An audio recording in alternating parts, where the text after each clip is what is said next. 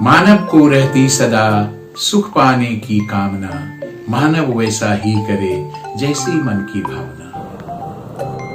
मानव का सारा प्रयास केवल सुख प्राप्ति के लिए है।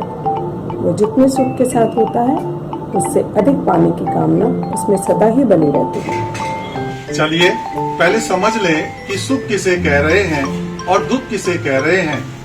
अच्छा लगना यानी कि सुख, बुरा लगना यानी कि दुख, और जीवन यानी कि स्वयं के जिस भाग में यह अच्छा या बुरा लगता है वह है मन। इसके लिए तो हम विचार करते हैं कि अच्छा लगना कैसे अधिक हो जाए और बुरा लगना कैसे कम हो जाए। मन को जो भाता है वो कहलाता है प्रिय, और शरीर को स्वास्थ्यवर्धक लगता है वो कहलाता है हित। लाभ जो है, लाभ वृत्ति होती है कम देकर अधिक पाने की वृत्ति, और मनुष्य हमेशा कम से कम श्रम करके अधिक से अधिक पैसा और वस्तुएं पाने की इच्छा करता है ताकि वो उनके द्वारा सुख प्राप्त कर सके। अच्छा, यह बताओ, हम जो भी कार्य करते हैं वो हमारे कौन से भाग में होता है, शरीर में या जीवन में? कार्य तो शरीर वाले भाग में होता है। काम करूं या ना करूं, इसका फैसला कौन से भाग में होता है? ये कैसे पता चलेगा? इसे एक उदाहरण से समझते हैं।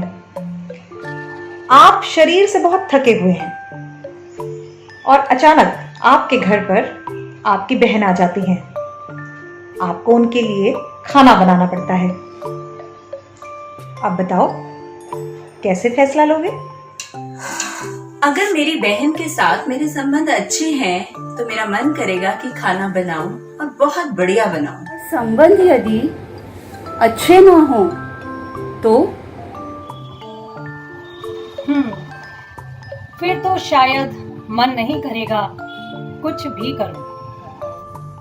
काम करूं या ना करूं, इसका फैसला कौन से भाग में होता है?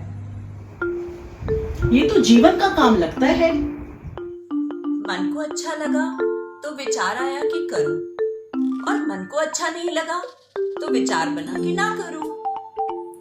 तो देखा, जब प्रकृति की अवस्थाओं की ओर सुविधाओं के लिए देखते हैं तो बस शरीर, मन और विचार तक ही ध्यान जाता है, और हम सुविधाओं में सुख ढूंढते रहते हैं, और बस खाना, पीना और घूमना, बस यही चलता रहता है।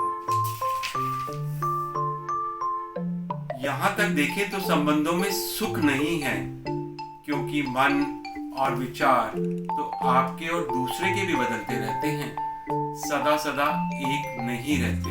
क्योंकि किसी एक को प्रिय लगने वाली वस्तु दूसरे को शायद प्रिय नहीं लगे। ऐसे ही किसी के स्वास्थ्य के लिए बेहतर वस्तु दूसरे के स्वास्थ्य के लिए बेहतर ना हो।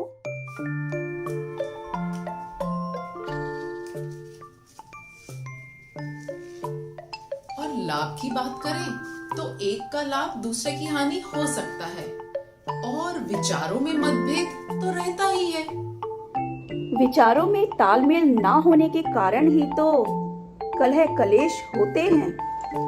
तो क्या करें जो इन कलेशों से मुक्त होकर हम सुखी रह पाए? इसके लिए तो मूल्यों की समझ होना जरूरी है।